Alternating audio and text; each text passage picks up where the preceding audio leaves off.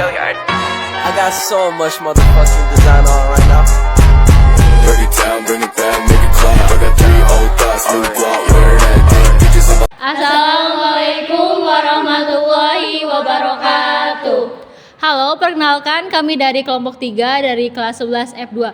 Di sini kami akan menjelaskan mengenai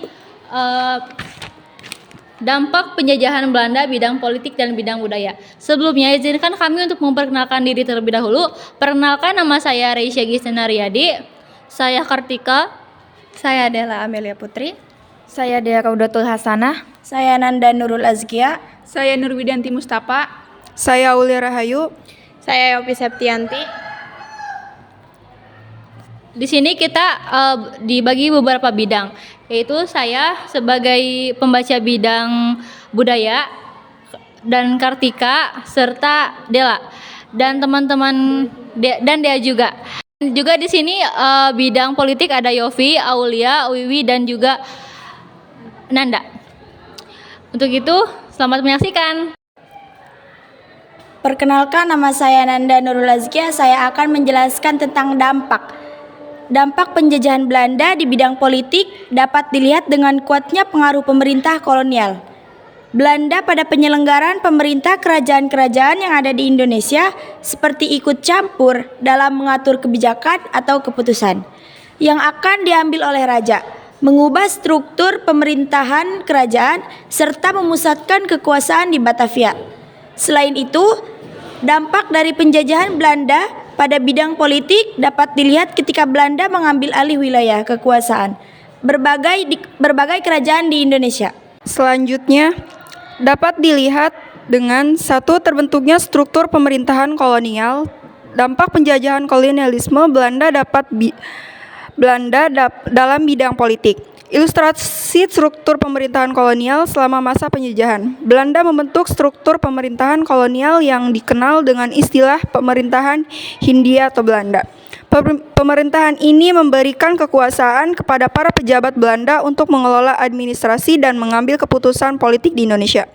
2. Modernisasi birokrasi dengan pembagian wilayah. Ketika Herman Willem Dels diangkat menjadi gubernur jenderal di Indonesia pada tahun 1811 sampai 1816, ia membagi Pulau Jawa menjadi 9 wilayah dalam bentuk prefektur. Hal tersebut ia lakukan guna mempertahankan Pulau Jawa dari serangan Inggris.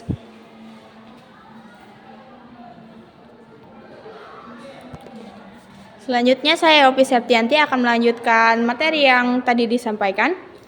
2. 3. Interpretasi kerajaan. Pemerintahan kolonial Belanda melakukan intervensi terhadap persoalan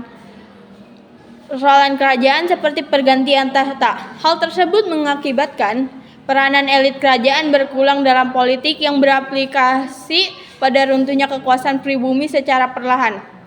4. Evolusi hukum adat menjadi hukum modern. Satu dampak penjajahan kolonialisme Belanda dalam bidang politik adalah melahirkannya produk dalam KUHP milik Belanda yang telah digunakan selama Indonesia 104 tahun dan hingga akhirnya Indonesia memiliki KUHP sendiri yang telah disahkan pada tanggal 2 Desember 2002. Selanjutnya materi akan dilanjutkan oleh Wiwi. Perkenalkan, nama saya Nurwidanti Mustafa. Saya akan melanjutkan materi dari Yopi, yaitu 5. Konsep trias politika. Trias politika merupakan konsep permisahan kekuasaan yang dibagi menjadi 3 jenis kekuasaan, yaitu eksklusif, legislatif, dan yudikatif. Nah, dari 3 cabang trias politika tersebut memiliki tanggung jawabnya masing-masing, sehingga tidak ada konflik antara ketiganya.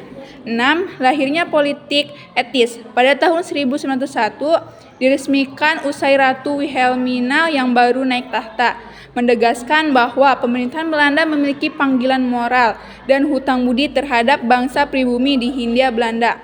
Panggilan moral tersebut kemudian dituang dalam 3 kebijakan yang terangkum dalam program edukasi, irigasi, dan emigrasi. Selain itu, munculnya pemahaman konsep pemerintahan yang bukan dipegang oleh kerajaan. dan dikenali dan diterapkan sistem trias politika. Selanjutnya, bidang budaya. Dampak dalam budaya dapat dilihat dari berubahnya cara pergaulan, gaya hidup, bahasa, dan cara berpakaian sebagian besar rakyat Indonesia. Di sini saya akan menjelaskan cara berpakaian. Kolonial Belanda hanya membolehkan orang-orang Indonesia mengenakan pakaian etnis masing-masing. Masyarakat Indonesia di masa lalu lebih dulu bersentuhan dengan mode atau busana dari kalangan Muslim seperti sarung. Sarung merupakan pakaian dari kain yang berasal dari kain yang fungsinya untuk menutupi aurat laki-laki.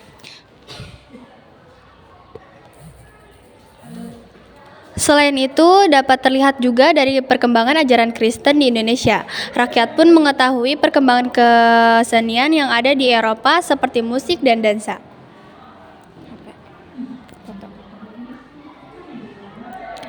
Masuknya ajaran Kristen dan Katolik di Indonesia, salah satu tokoh penyebarnya adalah Franciscus Calverius untuk agama Katolik dengan misi khusus. Sedangkan Ludwig Ingwer Nommensen untuk agama Kristen dengan misi jending. Pengaruh budaya Eropa di Indonesia juga tercermin dalam banyaknya bangunan bergaya kolonial yang tersebar di Nusantara, seperti Gedung Dejapi Bank, Gedung Hello Surabaya, Gereja Kelahiran Santa Perawan Maria, Gereja Kristen Pergolang Bunder Indonesia, Hotel Majapahit, dan lainnya. Munculnya kebudayaan Indis juga merupakan hasil akulturasi budaya Indonesia dan Eropa. Sekian dari kami, kurang lebihnya mohon maaf. Wassalamualaikum